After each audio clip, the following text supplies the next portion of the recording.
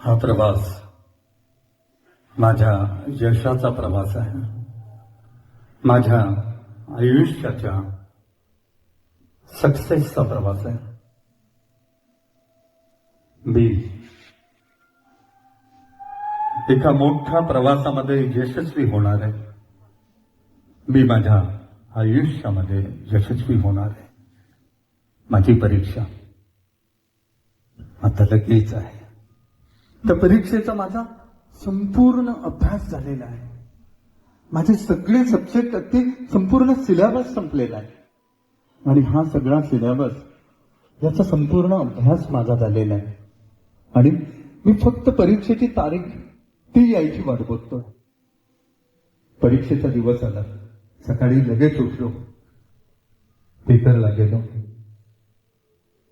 Paper बघितला, roll number टाकला, सगळी माहिती भरली. जी जी सोपी प्रश्न होती ना ती अशी पटापट सोडवली.